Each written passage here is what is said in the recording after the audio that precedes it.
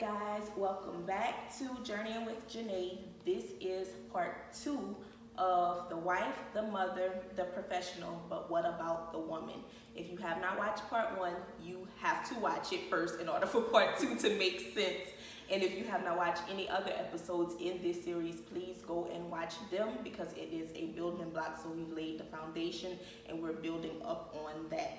So in part one, we discussed about being the wife, the mother, and the professional. These beautiful ladies talked about their journeys to their careers, to motherhood, and to marriage. So now we're going to start to discuss the woman. And like I said, if you have not watched part one, please go and watch it. They gave some great advice just simply through them telling their stories and telling their truths. They really imparted such great wisdom. And so you really need to go watch that if you haven't. Now, ladies, we're going to get into talking about the woman. Because after all, y'all are women first. Y'all are women first. And I feel as women, we neglect ourselves a whole lot because we want to give and do and be the nurturer. And we're nurturers by nature. So we always want to fix things and do all of that kind of stuff. And we neglect ourselves. So my first talking point is, have you ever felt neglected? And not neglected from others, but that you've neglected yourself. And once you noticed that you felt neglected, what were the steps that you kind of took to help in that area, to help you not feel neglected? So Mel, we'll start with you. Have you ever felt that you've neglected yourself? Oh, absolutely. And earlier, one of y'all mentioned, I think you, Trinette and Janay mentioned about mental health. It is so important. I had a good friend of mine years ago, after my divorce, just kind of mentioned to me about seeing a therapist. Right. Never really thought about it. I thought it was for certain kind of people. You know how society views going to therapy. The stigma. The stigma. Right. It was until later in life when just going through a series of traumatic events, the miscarriage, then my dad being diagnosed with Parkinson's, us taking care of him and just seeing him decline in front of our eyes. It left me in a state of depression I didn't know I was in. Right. Coupled with being a new mom and a mom for the second time, I went through a period of postpartum depression. So I had to finally come to myself and say, yeah, you need some help. You need somebody else to help you through this. I have a relationship with God, but God also gives you wisdom to know that there's other people that can help you through this. I was holding a lot of anger. I looked in the mirror one day. I didn't recognize myself, who I was even before I was married, and to what I am now. I had a loving husband, I have beautiful girls, but I didn't feel whole. And then after I lost my dad, I think everything just came crashing down. And that was my catalyst for me, okay, I need to go and get help. Right. So going through a period of grief as well. And the episode you did a couple of months ago about grief, I actually looked at twice. Coping with grief. With Dr. Please Tracy watch it. Yes, Please watch with it. Dr. Tracy Reed. Yeah, we talked about like she said on the first episode of divorce being a death. We talked about grief is not just a person dying in your life. It's the loss of anything, a divorce, the loss of a relationship. With us being in a pandemic, those who maybe lost weddings or graduations, all of that is grief. Like, you dealing with all of that is coping with grief. So like Mel said, go and watch that with Dr. Tracy Reed. So my therapist, and I saw her for a couple of weeks, helped me understand myself better, my triggers, and helped me kind of like a puzzle piece, put things in perspective. Right. And I can tell any woman that's thinking about going to therapy, go and get help if you need it. Me being a perfectionist as well, also in my mind, I could deal with this myself. I saw problems at work. I saw that's what I do, but I couldn't put that together. So I went to therapy, and I took care of my mental health and put myself on the front burner as far as that. And from me putting my mental health on the front burner, I began seeing, well, you know, the things that you did before you married, you can still do now. I have friends who I've been friends with for 25 plus years. My friends that I'm friends, I have a very small circle of friends. We may not talk for a couple of weeks to a month, but when we talk, it's like we never missed a beat. So making sure I'm nurturing my friends as well and not forgetting them, because they are also wives and mothers as well. So connecting with my friends, the things that I used to do. I used to like to play sports and work out. So those are things that I can do now. I just have to be creative and find the time. So I had to first put my mental health in check first and start seeking help that way and putting everything back together. I'm blessed, y'all. And I thank God every day. But if you don't have yourself in check, you're not going to enjoy it and you're not going to appreciate it for what it is. Definitely. And so Jeanette, I know the first episode you started to talk about how you started to feel neglected with your husband traveling, but what do you think that you've done to neglect yourself? Just like Mel, I think in the Black community, going to a therapist. My mom, I remember one time I called my mom, like, Mama, I don't feel like myself. For some reason I feel sad. You have all these things around you that will make you happy, a beautiful home, a beautiful children and husband, but something's going on. Mama, just pray about it. That's the first thing Black women say, just pray about it. But at some point, I felt like I was neglecting myself because I didn't recognize the person I was. I didn't feel happy even with my children, if that makes sense. I did go through postpartum depression, and the funny thing about depression is you don't know you have it. You don't know you have it, because as women we are told like we have to carry everything. You have to continue to be the wife. You still have to go to work. You have to take care of the children, and you just go through the motions. So I didn't know that I was struggling with postpartum depression or depression because I just was going through the motions, if that makes sense. I felt like I was neglected because I'm the youngest of 5. So living up to the expectations of what one of my sisters got her doctorate degree. I have another sister that is a counselor. My twin sister is a counselor. My brother was in the Army. He's a retired Army vet. So everyone was successful. And then I married into a successful family. And then my husband's grandfather was a pastor. So living up to all of those expectations, I felt like, well, who really is Trinette? Where do I fit into this puzzle piece? Where, like you talked about a puzzle, and it made me truly sad. What I had to do, again, I also sought help from a therapist. And the therapist made me go back and think about my childhood. And I think I just shared when we took a break about me having a traumatic experience in my life and feeling like that was my safe place.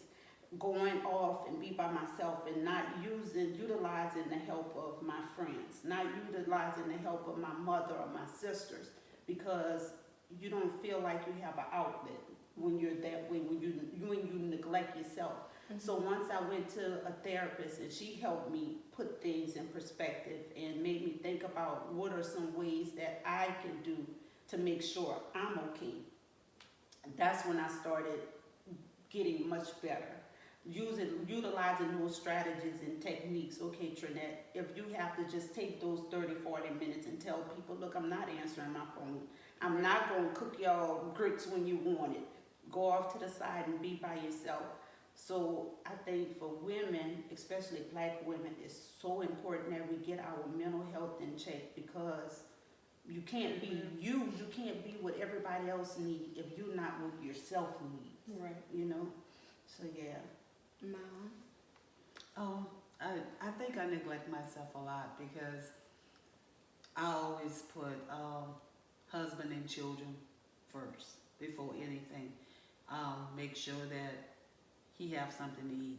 Make sure on a Sunday or it don't have to be a Sunday, but like on the Sunday when he's going preach, sometimes 2-3 times, making sure that there's 3 shirts ironed, that the ties are straight, making sure that he have everything that he need, from a towel to his water, everything that he needs, making sure that a meal is cooked. Being a mother, making sure that your children have clothes before you have clothes, making sure that your hair is done before my hair is done, making sure that you have shoes, making sure that there's nothing that you want for. Right. And in return, I neglect me. I don't do what I need to do for me. And it took me a while to realize it, and I think the last couple of years I've started to realize that, okay, it's time for me to start going buy clothes and going get nails done and doing things that really make me happy. I need to start going on dates with my friends, which I've started doing that, go on a dinner date with a friend. You know, being a woman is a lot. You're expected to do so much. And I think the reason why we feel that way is because we looked at our parents. Yeah. And our mom, like my mom didn't start working until later in life. And I watched my mom. My mom would wash the clothes. And at that time we were little. We were living on a plantation then, and she didn't have a dryer. So it's like, she would go out there, she's washing clothes, she's hanging up clothes, she's making sure she's cooking meals, she's making sure that she's cleaning the house, she's making sure she's doing everything for my dad and for us, and didn't do anything for her.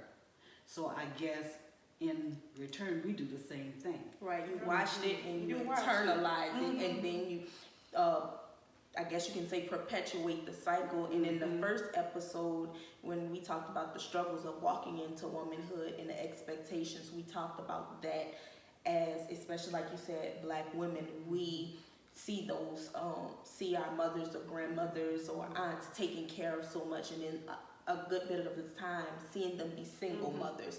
So they have to put so much on their shoulders. And we see that cycle, like I said, we internalize it, and then it happens again. But you know what, I'm not meaning to cut you off.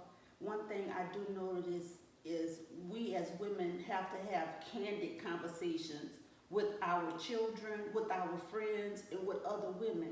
With I saw with my mom, just like any other woman, they kept it all together. Even though if they were struggling or if they were neglecting themselves, you never knew it. Right. Exactly. They never, my mom would never tell me, oh Trinette, when I would come home, I would be so tired, or she wouldn't express to me how she felt. It wasn't until I got married and started having children that she started expressing. I was like, well, okay, it's natural to feel that way sometimes. Right. So I think we have to start having more candid conversations, and I applaud you for doing what you're doing now, because hopefully women would start seeing this and say they're not alone. They're not the only ones that's struggling and have to go seek a counselor. So I applaud you for this. Thank you. I really do. And that was the reason why I wanted to do this series, especially now me walking into my womanhood and going to therapy. I was like, as women, we neglect ourselves so much. And like you said, your mom never sit you down and said, hey, this is the way I felt. Right. And I'm thankful for the relationship my mom and I have, because now that I'm in my 20s, she's starting to have those conversations with me now.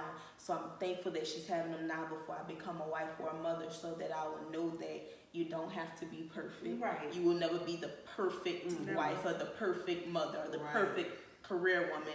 But come with what you have, do the best that you can, always be the best version of you, and things are going to come together. And whatever you may feel like you drop, you know you have the safety net in God of Him having it and picking it up.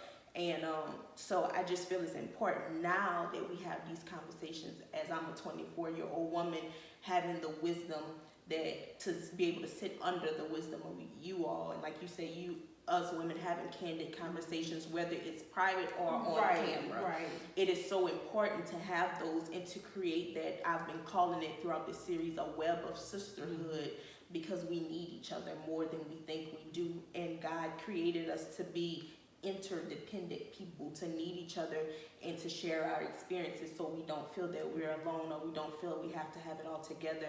And you have like that village. They always say it takes a village to raise a child. I feel it takes a village, not just to raise a child, but even into your adulthood. It takes my village We were just laughing before we came on camera with my decorating business. My village is my family. My village is my friends. Or even during this series, my village is the women that I encounter maybe on a daily basis. I might not be, but I know that I have them. I know that they're there for me. I know that I can count on them for advice, for just to be a shoulder to cry on or a listening ear. So that web of sisterhood is so, so, so important in these moments like this, so that we don't just feel that we keep producing women who have to feel that it's all on their shoulders. And that is so important. And Mel, you having 2 girls and you have a daughter, and then me, it's like now because I was like you, I would see her keep it all together and go to work and do this and do that. And it wasn't until she was like, well, no, I had feelings during those times too. So now I know it's okay to own my feelings, or to have agency, I guess you can say, over my body And and not my have feelings. people to judge you. I also think as women, if just say male share something with me that is maybe intimate, Right. not feeling, oh, let me call Janay and tell Janay what happened with Right. Mel. So making sure that as sisters, we keep a bond of helping each other, Right. and what you Yes. share with each other, that those intimate conversations, because intimacy is not just for man or woman, just with Right. other people, and feeling that you can share something without judgment, or I don't want to say your business, like people say your business gonna be out in the streets. Right. And that's why a lot of people hold stuff in out of fear of judgment, or people feeling like everyone is gonna know my business. Right. But everybody got a story. Exactly. And allowing Everybody- yourself to feel Yeah. is a important thing, and you're not a machine, and Yes. you're not a robot. And that's one thing I struggle with, allowing myself to actually own my emotions, to feel grief, to feel sad, to feel overwhelmed. You know, we put it on the back burner and we just keep going and keep going and keep going. And then your mind and your body have a way of telling, it's something that's going to stop you. It's going to be an event, or it's going to be something that's going to stop you in your tracks. So allowing yourself to feel those emotions and asking for help, which I had a problem with, that I'm working on. There are people in your life that God put to help you along the way. Right. You don't have to do it by yourself. You know, I'm blessed that I have my extended family, my mother-in-law, my sister-in-law that helps me with the girls. I don't have to worry during the day if my girls are okay. That's not even a second thought. You know, they take so much good care of the girls. So asking for help, accepting the help from other people, whether it's advice, that's very important. Yeah. And you know, something that she said about being judgmental, as being a first lady, that's something that we deal with on a constant basis, because they think that we have it all together, and that we should not have any problems, and it's hard to find somebody to talk to. And my husband always said this, he says, being a pastor, you have very few friends. And I always tell Janay, I say, it's not just being a pastor. Being a pastor's wife, you have very few friends, because you need someone that you can talk to, that you can confide in, that won't go back and run and tell everything that you said, so everybody in the church knows everything that's going on in pastor's house. And sometimes it's hard to find that person. I'm thankful I do have that person. She's a very good friend of mine. I'm thankful that I do have her. But I feel that's where we as women, that's the mistake we make. We want to judge everybody. Don't judge people. You know, get to know people for yourself, and then learn to love people. I accept people right where they are. I'm not trying to change you, you know. And I think that is so important, because like being a first lady, it's like, it's so much on you. And I feel that that's the reason why you have so many of them trying to be someone that they're not, because they're trying to hold up to what's expected of them or what people think they should be. And my thing is, I think that you should be yourself. Be the woman that God made you to be. You know, don't try and be someone that you're not. Just because I don't wear a hat, a suit, and the gloves and all that, that doesn't make me no better than the other person, you know. God is looking at the heart. He's not looking at the outward appearance. He's looking at the inner appearance. And that's with any woman, you know. Be the person that God made you to be. Be yourself. Don't try to be someone else. You know, allow people to know who the real Trinette is, or who the true Melanie is, the true Janay is, you know, who Jeannie is. I want people to know me for who I am and appreciate me for who I am, not for the title that I have. And I'm glad you said that, because that was my next point, that do you all feel that people only view you as the role, as a role? Like, do they only view you as a wife or as a mother or as a teacher or as a principal, as a first lady? Do they forget that you're actually a person underneath? Have you ever felt like you were only viewed as whatever role? Because, I mean, honestly, everybody, you play a role in everybody's life, whether you Miss Wallace, my teacher, whether you're Deuce's and Ava's mom, Brooks's wife, you're my mom, you're Noe and Nia's Gigi, you're Norman's wife, you're the principal. And it's, I feel we, instead of viewing people as roles, because those are only titles that you can put on and take off, but the woman that's underneath is what's underneath that title is what is important. So have y'all ever felt that y'all are only viewed as just a role and not a person? I know for me, I've always felt like I'm the one that have it together. Whenever my sisters call me, or even my brother, Trinette, why don't you pray for us? You're the praying one. Pray for us. So even my friends, they see me as the one that's always praying and have it all together. But to be honest, I really don't have it all together. Maybe they called me because they know I am the one that's praying for God to help me through what situation I'm going through. Right. So I've never been seen as a teacher or a mother or wife. They see me as the one that have it all together and holding it all together. And that's a expectation that's weighs heavy on me sometimes, you know. I can relate to that. Being the first lady, they think that she have it all together, but you don't realize that just like you have issues, I have issues also. You know, we all have issues, and so I think that's the thing. It's not the problem of looking up to a person. It's not, you know, respect that person, but also know that I'm still human. And that's what they don't realize, that just because he's pastor or she's first lady, or this is first lady's daughter, first lady's daughter-in-law, we are all still human. We all make mistakes. Right. So don't treat us as though if something happened that you think shouldn't happen, that, oh, I thought she was better than that. You know, stop talking about people, down-talking people, and start doing things to encourage people. And look at it as, well, maybe she's having a bad day, or, things happen. You know? So, I think that's definitely important. Mel, is there any role that you feel people look at you as just that role and not Melanie, a person? Definitely my career, being a black woman in a leadership position, that's a whole other segment probably. Comes with certain expectations. There are hidden innuendos and biases that come with along that road that a lot of people don't know, or if you're in that position, you do know what it is. So living up to a role of being a black woman in a leadership position comes with its challenges. Just making sure that people understand that I'm a mother, I'm a wife. That's something that had to come as I evolved into a principal. A lot of people see me as, she's the person in charge. She doesn't have feelings. She doesn't have a family.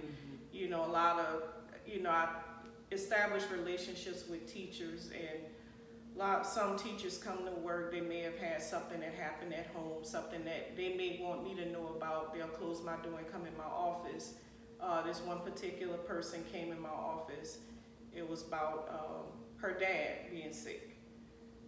This person didn't know what I was going through, and as somebody in a leadership position, that's not something you share with everybody.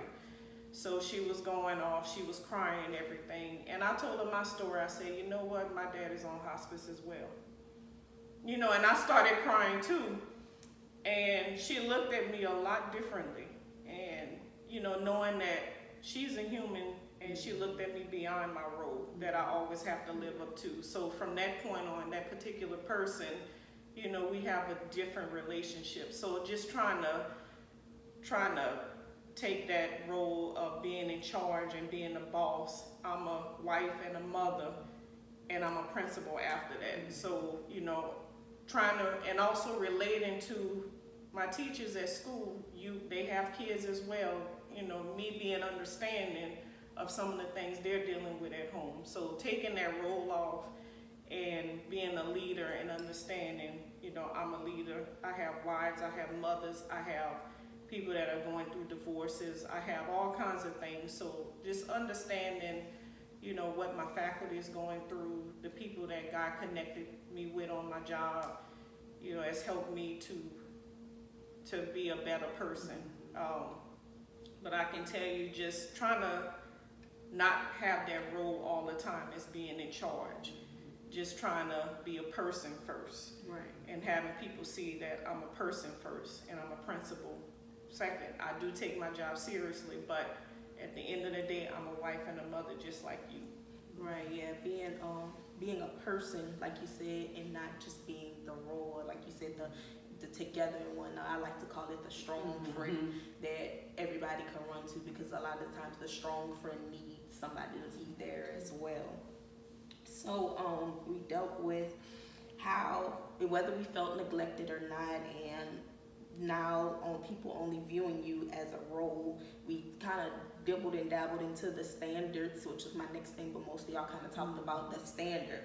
So I want to talk about some self-care activities that y'all maybe indulge in that helps to alleviate the pressures of being a wife, a mother, and a professional. What are some self-care activities that you can tell other ladies that, hey, you might want to try this, that this helps? I like going, I think I mentioned it in the other segment, I go get my hair done every Friday, even if I don't need it done, every Friday, just to give me that me time, to be by myself, to feel pampered, Right. and don't feel like I'm rushed to do anything else. At that time, I'm taking care of myself. I journal a lot. Most people don't know that. I journal a lot. It's funny, I shared with my husband a few years ago, that's how I kind of met him. I had journaled something about I was in a bad relationship, and before I met my husband, I wrote down what I wanted in a husband or a man. And I put it, I don't remember what Bible verse, I just stuck it in my Bible. And just recently when we were cleaning up, he found it. I was like, what you looking at? And my stuff for, but he saw it. So journaling women, that is an awesome thing to write down your feelings. I do journal. I love talking to my friends. I love being in the presence of my family. My family really make me happy. Having Sunday dinner at my mom's house. We haven't did it often because of COVID, but Right.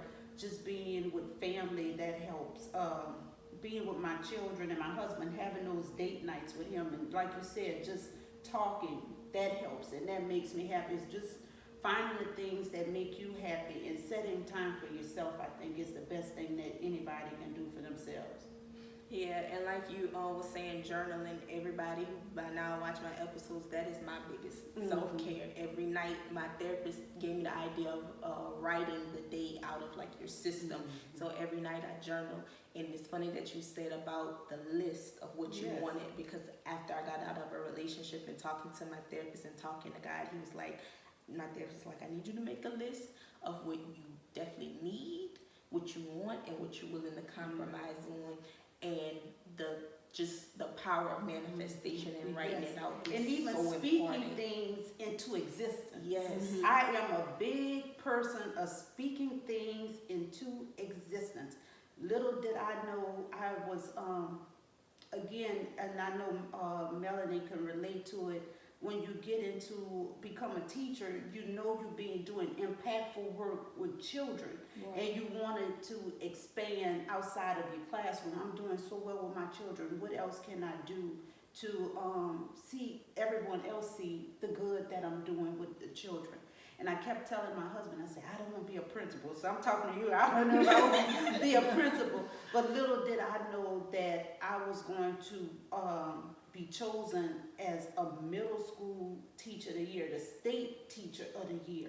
I never spoke it into existence, but what I did speak, God bless me so I can be a blessing to others. Right. That's my prayer every night. And now with that new title, that's what I've been doing. People want to hear your story, and it's healing. It's kind of therapeutic that people want to hear, because nobody never asked me before. Nobody never asked my opinion on Trinette. What are you doing so well in the classroom? How you juggling a wife, mother in the job? How you doing that? Nobody asked me that. So sharing your stories. I, again, commend you for doing this. Thank you. Yeah, like y'all are seeing why they are here. 'Cause there's some amazing women, and it was like I have to get their story. So, Mom, what are your self-care activities? Go and get a manicure and pedicure. Yes, we do that together, y'all. Yes, we do. Go and do that. I journal now. Spending time with my grandkids. That is so important to me, and that makes my day. Just having them there, watching them grow. Family time, being with my family. We go to church on Sundays, and then we all at the house on Sundays eating together, laughing and talking. Getting home and putting on PJs at night and listening to the music, and Pastor and I just laughing and talking, things like that. Yeah, I think both of you have so far said, like, y'all have things y'all do by yourselves, so like me and you with nails, you doing your hair by yourself, but all have led back to family being a part of the self-care. So Mel, what about you? Some of the things I do a little weird. I love organization. It's therapeutic to me. Somewhere maybe after I retire, I might be a professional organizer. Not might, y'all. She needs. Well, come into my house, because guess what? You'll have a heart attack. Norman looks at me weird like, TLC, my sister-in-law needs a show because her organization skills inspire me. so organizing things, I guess that's just the person I am, putting things in order. I love doing that. I love shopping for my girls now. The one thing I started doing, I put everything else on the calendar for work, doctor's appointments. I started going to get my nails done on a calendar and sticking with the appointments, because a lot of times I would cancel them. I'm like, I don't need that. I don't need to spend money on that. So getting my hair done, my nails done, going by something for me every now and again. The last couple of times I've gone to the store, it's been all about the girls, which I love doing, but at the end of the day, you know, I am a person, like you said in the last episode, multidimensional. You know, there are things that I like and I see that I want. So spending the money and buying myself things that I like. I used to read. I bought a book a couple of months ago. One of my idols is Michelle Obama, her memoir, Becoming. I started reading it and I put it down, but I promised myself I was going to start reading it again. So reading, working out. During the shutdown, I started walking again, which is something I used to do. I used to work out a lot. So I started getting up in the morning and going walking and just spending time with God in that quiet time. I got to a point where I was so depressed, y'all, I stopped listening to music. I have about a 35-40 minute commute back and forth to work. Literally, I would go to work and come home. I wouldn't turn on the radio. I wouldn't turn on anything. And I used to love listening to music. So I made my playlist again, and I started listening to gospel music and just enjoying the ride to work and coming back home. So just listening to music and just, you know, enjoying those small things. Family, very important, spending time with family. Enjoying the girls, that's one of my favorites.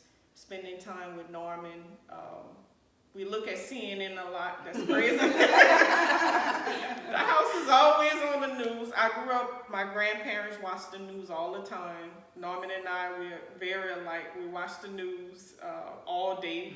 Just sitting down with him talking about politics and things like that, you know, it's just relaxing to me. It's enjoyable. Just simple stuff. Right. And y'all all said the simple stuff. It was like just little simple things. But what I think is so important that Mel said is scheduling it in. And Trinette said it too. No matter whether my hair needs to be done or not, you gonna see me. So I think being very intentional, and to be honest with you, the reason why you kept saying you applaud me, and it just, when I said it, one of my goals every year, on my birthday, I do goals for whatever year. So I do like year 24 goals. But one of my year 23 goals was to be intentional about everything in my life. And my birthday is in August, and I noticed I had been a little laxed about it. So when we got to November, I'm like, it's about to go into a new year, a new decade. And I said I was going to be intentional, and I'm not.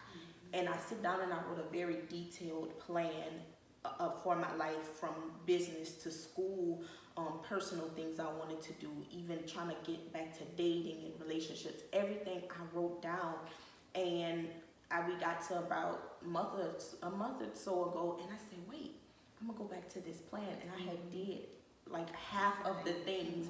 So I feel it is so important to be intentional about life, especially now, the season that we're in with coronavirus and losing so many people. It's like I have to be intentional, because no one knows the day or the hour when God is going to come back for you, and I don't want God to come back for me. And I've just been going about life with a lackadaisical attitude and not being intentional. So even this moment was very intentional. This whole series, even Journeying with Janay, period, but especially this series has been really intentional, even with the month that it's in, which is Breast Cancer Awareness Month, also Depression Awareness Month. And we've all kind of spoke to that. So just being really intentional. So ladies, be intentional about scheduling that self-care time, that me time, or time for date nights, or time for my children, whatever it is, to be so intentional about it. And so now, speaking of being intentional, one of the last two things I want to do is what advice would you give to younger Trinette, to younger Jeannie, and to younger Melanie? Now that you stand in your womanhood, what advice would you give to that younger You girl? make me cry. We have tissues, so that's okay. But what advice? Whoever wants to go first. Okay. Get your thoughts together, Mom. Go ahead. What advice would I give? Never give up. That's one thing. A lot of times, young women, as myself, get pregnant in their teens and they think life is over. Life is not over. You can do anything that you desire to do. As long as you put God first, anything is possible.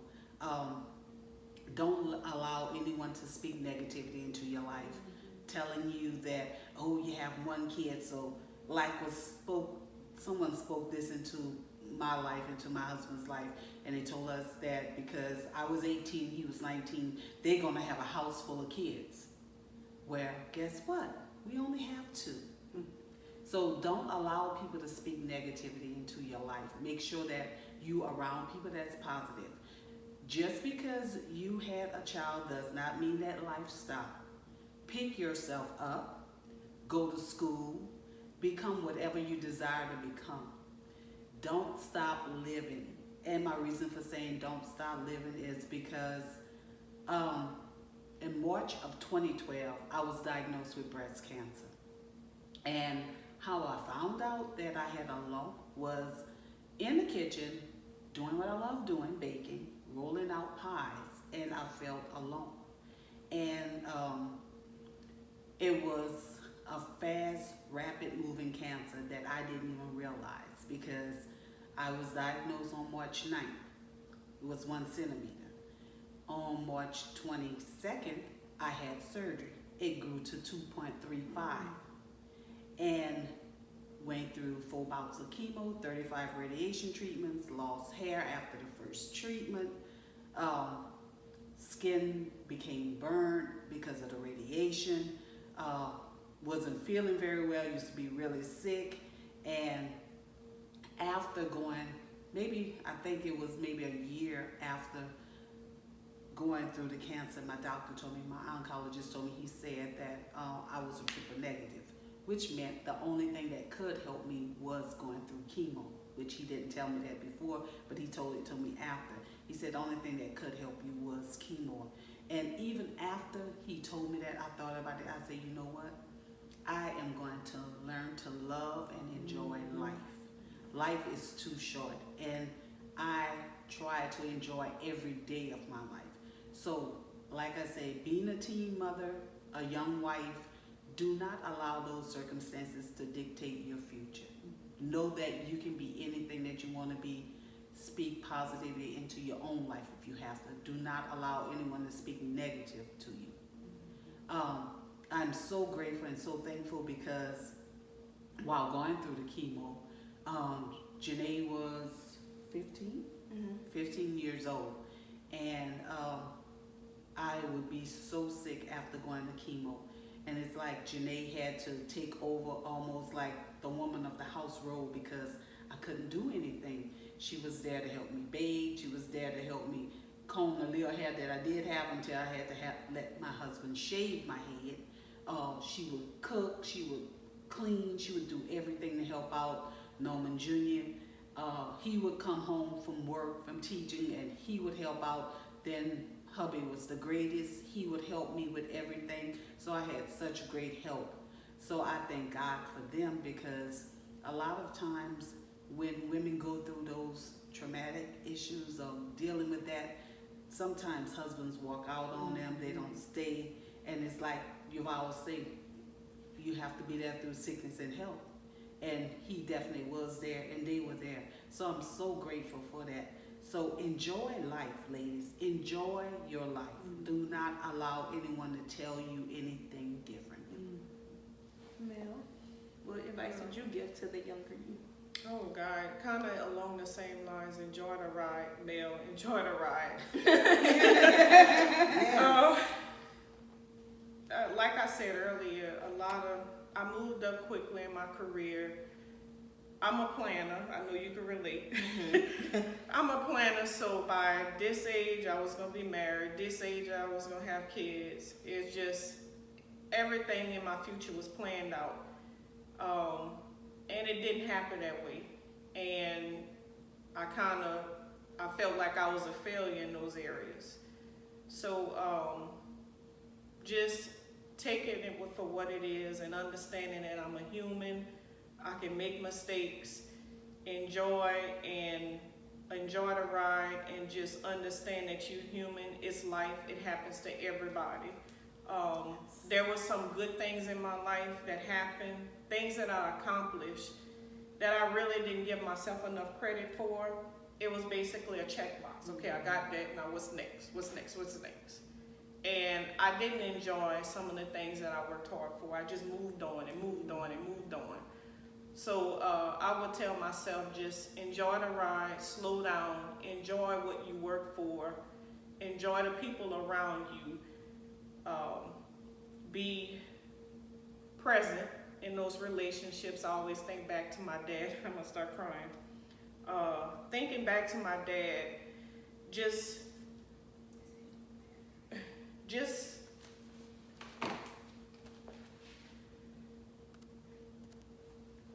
going back and just being present, just those little things, visiting my dad, having those conversations, enjoying my parents, enjoying life for what it was at that point, because things are going to change. Life is not going to always be. Your parents are always they're not going to be around someday.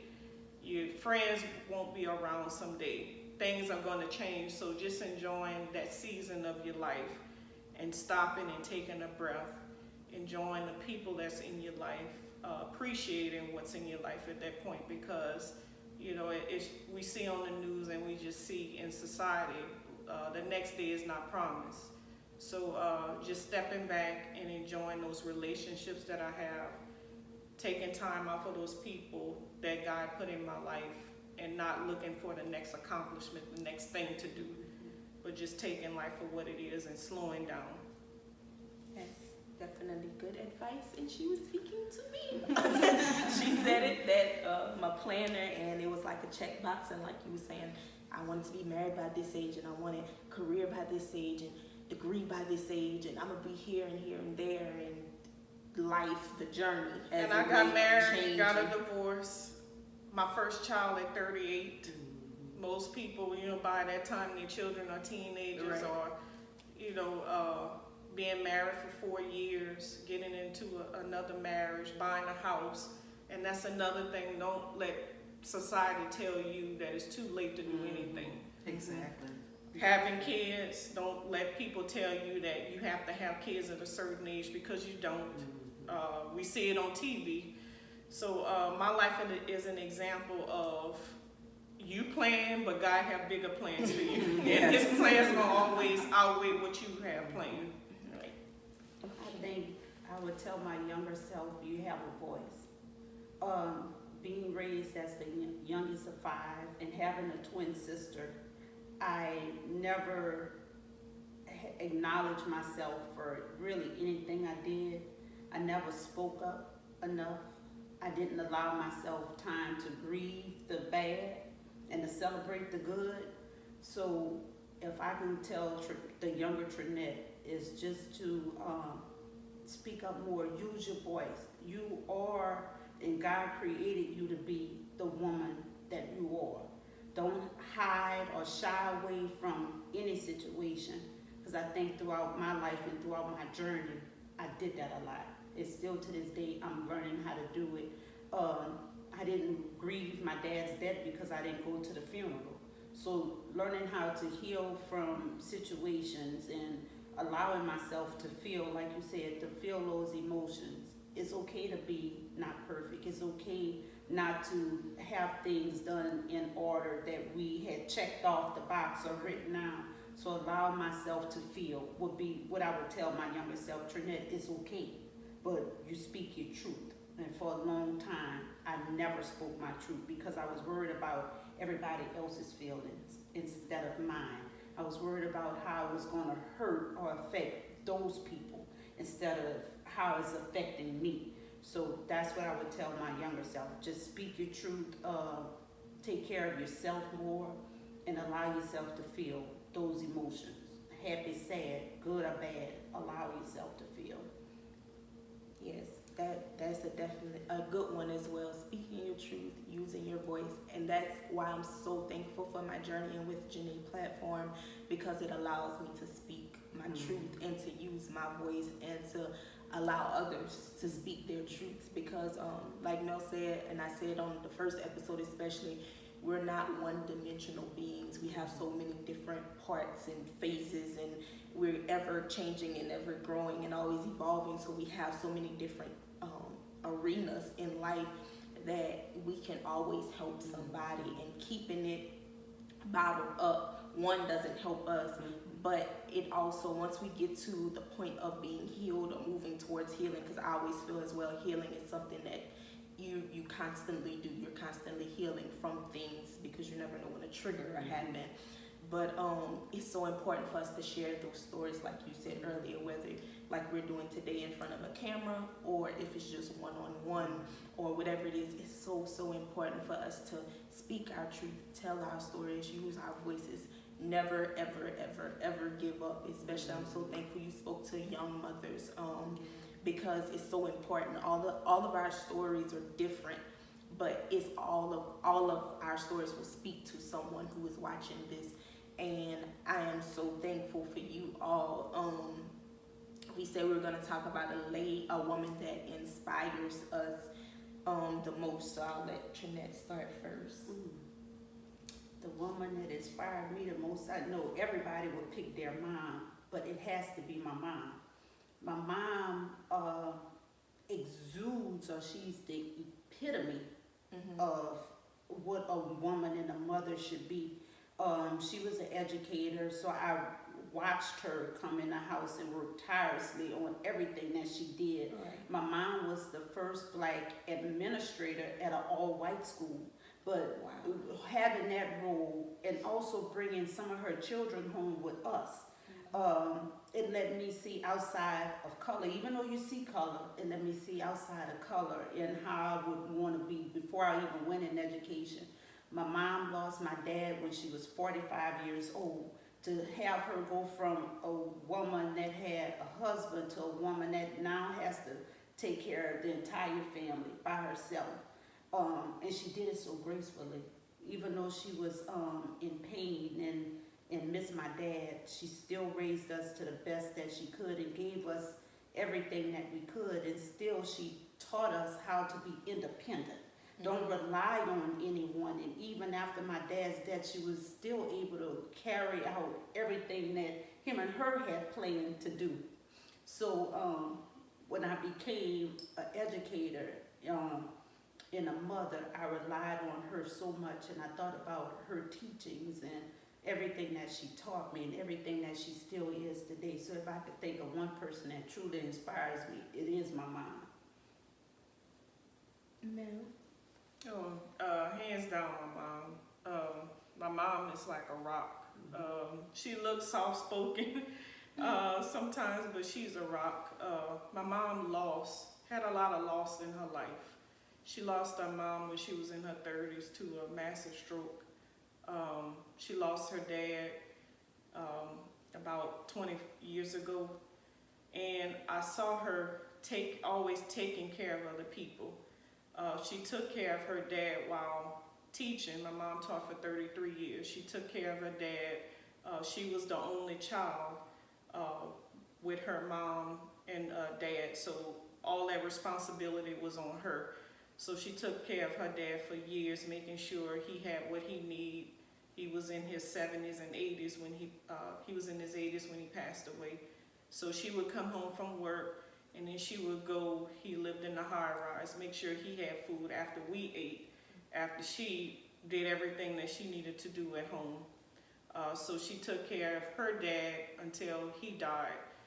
And fast forward to my dad, my mom, it took us all by surprise. My dad was diagnosed with Parkinson's, and anybody knows that ever had a family member with Parkinson's, it's not a disease that takes you out quickly. It's a slow decline. So my dad would slowly lose his ability to do certain things like to cook, to hold a spoon, to walk. And then he eventually became bedridden. But through it all, I watched my mom never miss a beat. They both retired together, and you know, them thinking that they had their retirement years to live together, not knowing on her end she would have to take care of him. So taking care of him to the point where she was helping him out of bed. He would fall. She would have to feed him. So watching her going day in and day out, not complaining, living up to her vows, and doing it all the way to the end. She's my rock, and I don't know if she knows it, but you know, I watch and over the years and how she stayed strong through it all. She did what she had to do. She took care of him, and you know, it wasn't the ideal situation, but she's still positive. And even having her own ailments, her back and everything else, she never complained. She just did what she had to do and took care of my dad. So definitely my mom. She just held it all together and did it all. But I think even with her, I think she would tell her younger self too to take care of herself, because I've never seen my mom do anything for herself when she was taking care of us. Right. So that's something that I want to do. You know, I don't want to do that. I want to make sure that, you know, I'm whole and I can take care of my family and put myself first sometimes. So definitely my mom. Mom? It would definitely be my mom, because my mom was very strong. My mom, parents separated when she was a young girl, and she told me, I can remember her telling me the stories about how she practically lived with her dad and stepmom, and she would go and visit her mother in Baton Rouge, and she said we rode the Greyhound bus so much until the Greyhound bus driver knew exactly where to put us off at. That's just how much she rode the bus coming back to St. John where they were living at. And my mom and my dad had a really good marriage. Like we said earlier, when he died, it would have been 50 years that June that they had been married. And she taught us love. And that's the greatest thing, because my mom was very soft-spoken. She was very easygoing. And a lot of times she would accept what people would do and say to her, and she would never say anything bad or evil toward anyone. And she always taught us, she said, you treat people the way you want to be treated.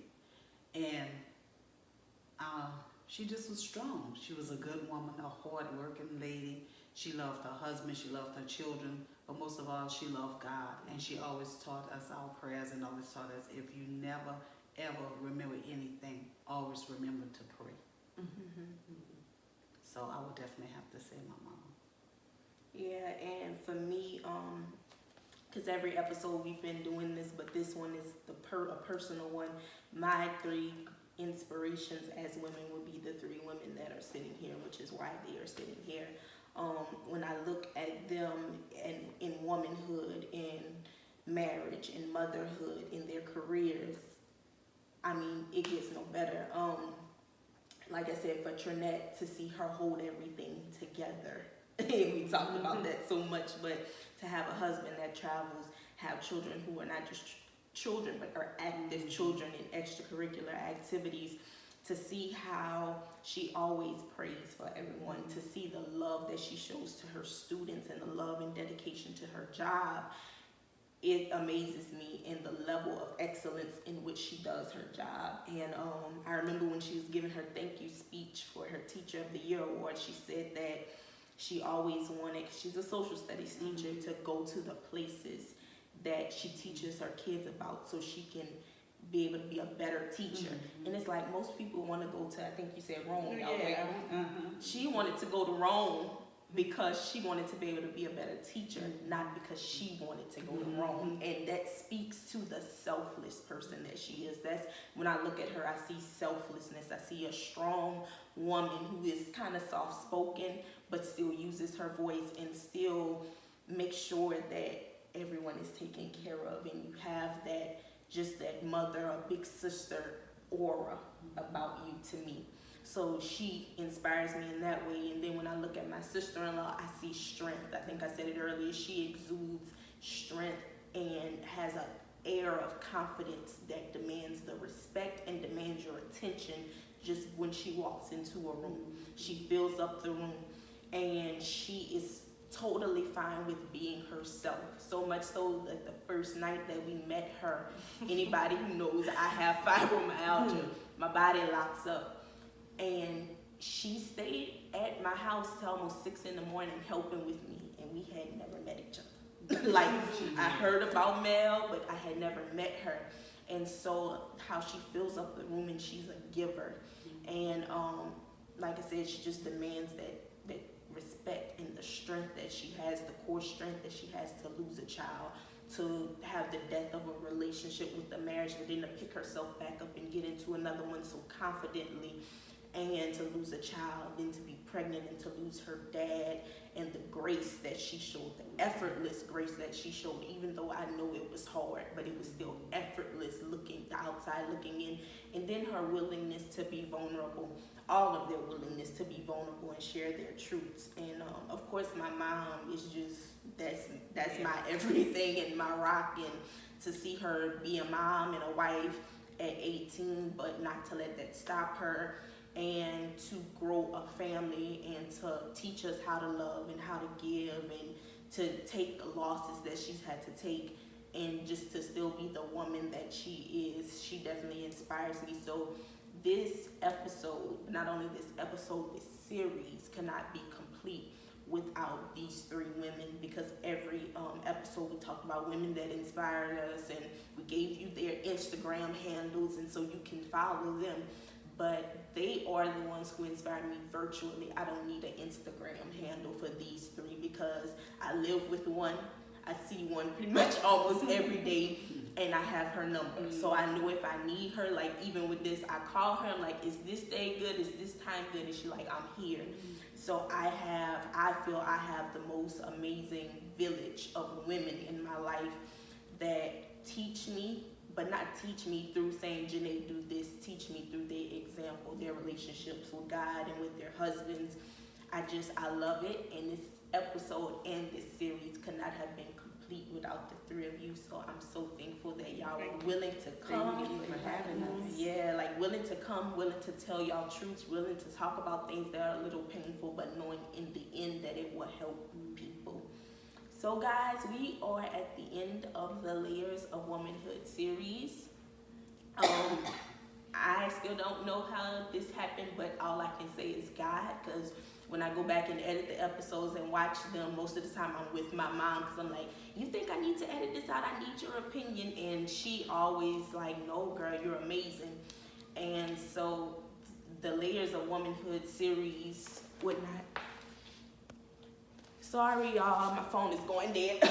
The Layers of Womanhood series would not be it without each and every person that has been on this series.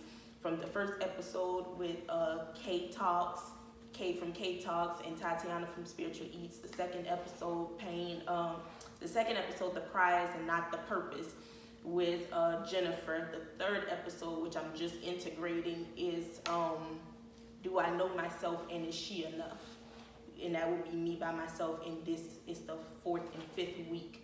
To come together and to do this series, I have to take a beat and take a moment and from my sister-in-law and live in the moment and really just sit in that God gave me this series and I have put it together and it has come together seamlessly. So thank you to all my guests, especially these great women here. Thank you for telling your stories, telling your truths, coming through with great advice, coming through for me, making sure that this series is what it was supposed to be. And to all my viewers, my sincerest hope is that you leave this series, not only this episode, but this series, knowing that from the first episode of the struggles of walking into womanhood, knowing that it's okay to have those struggles and it's okay to be on your own journey and be your own woman, to the second episode, The Prize and Not the Purpose, knowing that you're whole all on your own and you have purpose outside of marriage and motherhood and career. And then to Is She, Do I Know Myself and Is She Enough? The work that you're gonna do to find yourself. And now to this 2-part series, the wife, the mother, the professional, but what about the woman? I hope women that y'all leave away from this series knowing that whatever stage of your womanhood that you're in, knowing that you are enough, knowing that you are whole and complete, all on your own and all by yourself, and knowing to take care of you, the woman. If you don't get anything else from this series, do not neglect yourself. Take care of you mentally, physically, emotionally. We always say the mind, body, spirit connection. Take care of you, women. Love on you. Take that time for that self-care, but most importantly, just be present in those moments so you will be able to enjoy it all. As I always tell you all, thank you so much for all the support and all the love, but most of all, thank you for coming along with me on my journey as we turn pain into purpose. Thank you for watching this series. Bye.